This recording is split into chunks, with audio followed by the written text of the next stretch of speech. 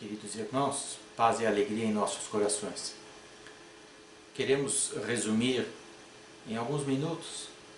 a criação da aliança e a sua proposta espiritual. Inserida no desenvolvimento do espiritismo no Brasil e dando continuidade ao aspecto religioso da doutrina espírita, que possui também os aspectos científico e filosófico, a doutrina aqui no Brasil, ela se fortaleceu graças ao esforço de espíritos extraordinários que reencarnaram na segunda metade do século XIX e no começo do século XX e organizaram uma imensa rede de trabalho social, esclarecimento doutrinário, consolo ao sofrimento e esclarecimento com relação às finalidades da vida. Essa rede de centros espíritas e unidades assistenciais, ela foi possível graças ao trabalho de pioneiros extraordinários, como Bezerra de Menezes, Eurípides Barçanufo, Caibal de Souza Schutel, Anália Franco, Francisco Bastos, Batuíra, José Petitinga, Leopoldo Machado,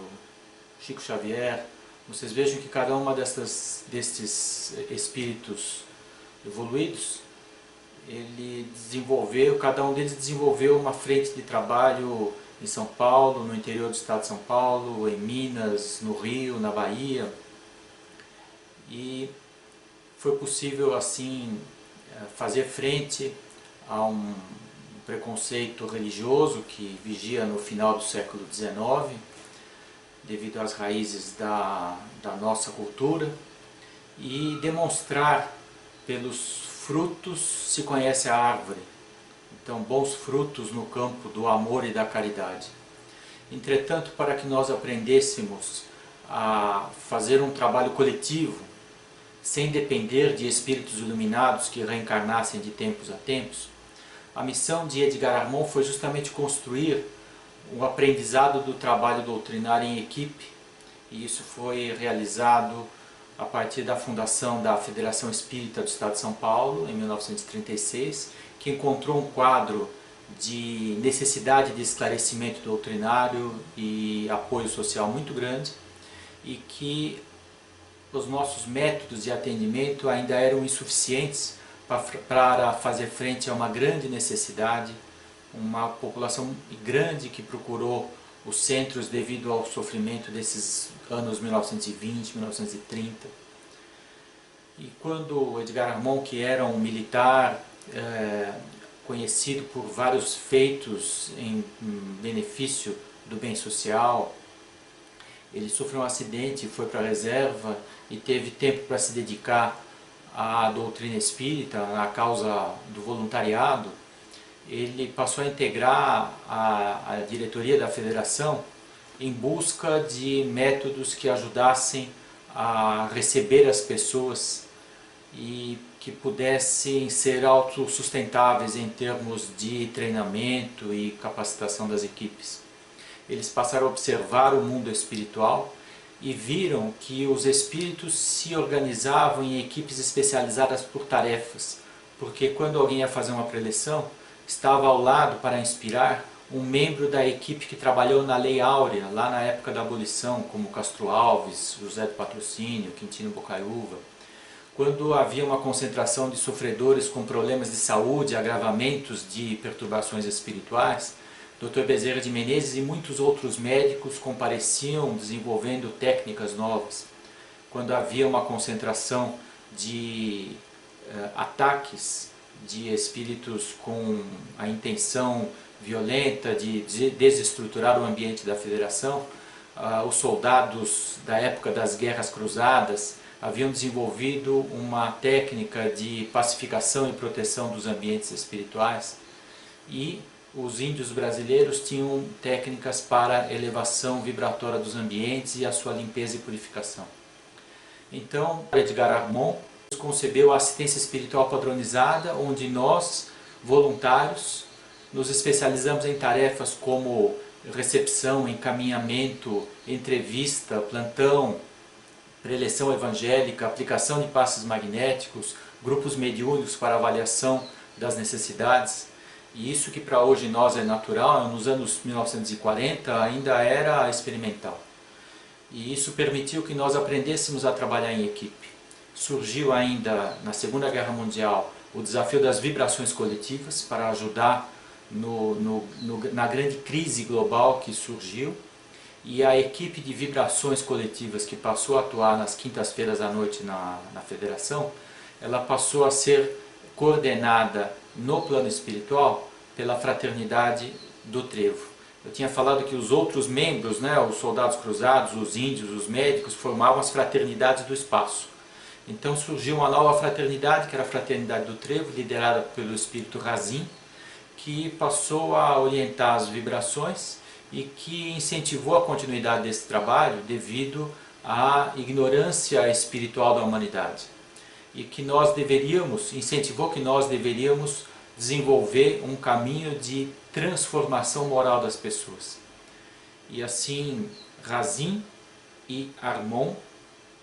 propuseram em 1950 um plano experimental que foi a implantação de uma escola de iniciação espiritual chamada Escola de Aprendiz do Evangelho, em 3 graus de iniciação, onde nós temos condições de conhecer a nós mesmos e iniciarmos um processo de transformação moral e de colocarmos-nos a serviço do próximo. E em seguida, com esse processo dinâmico, nós multiplicarmos as frentes do bem.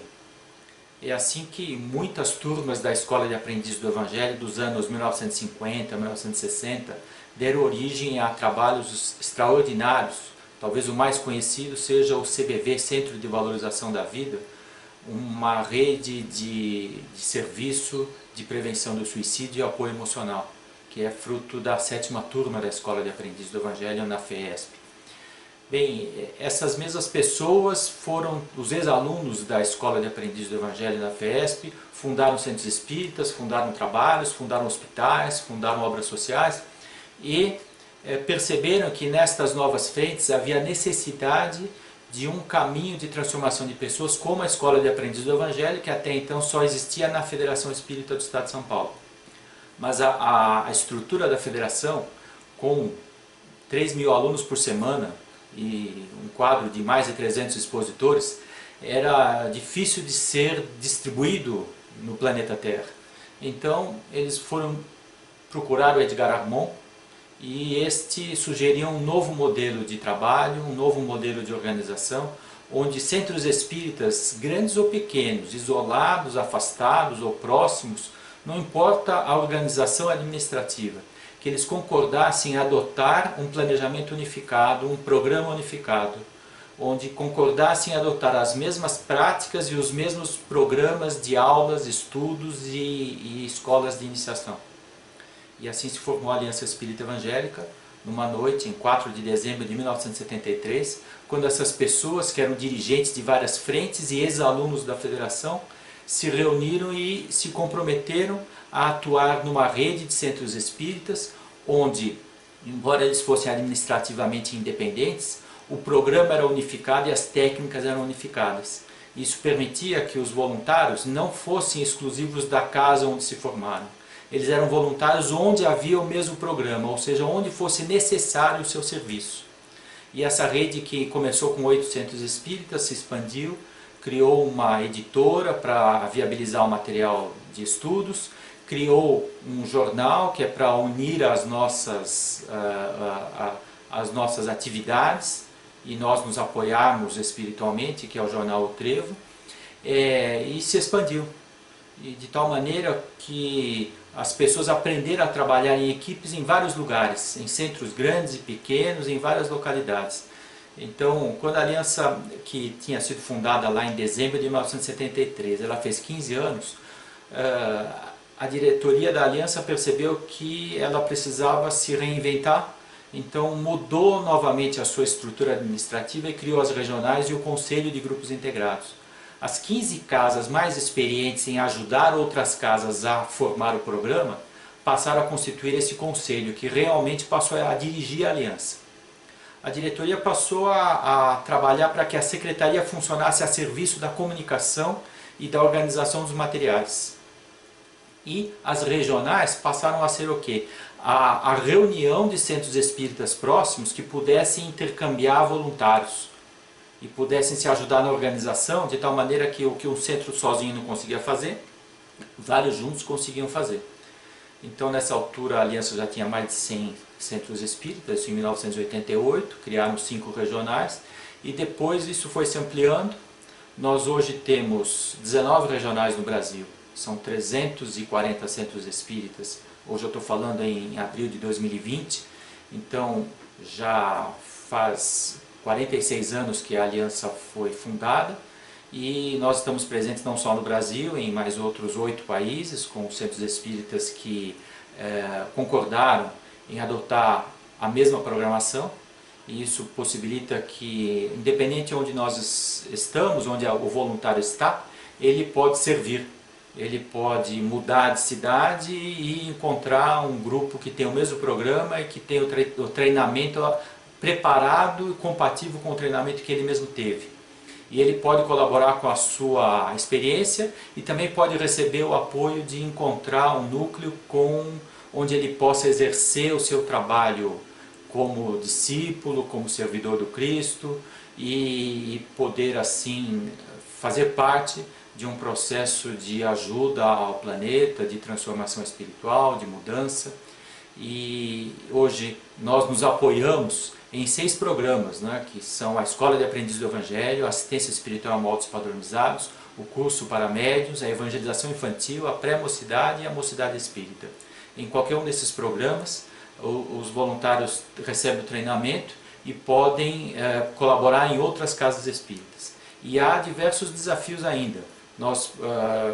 em outro vídeo, poderemos falar da Fraternidade dos Discípulos de Jesus, que reúne as pessoas que concluíram a Escola de Aprendiz do Evangelho e pediram para fazer parte de um movimento de fortalecimento espiritual, como é a FDJ.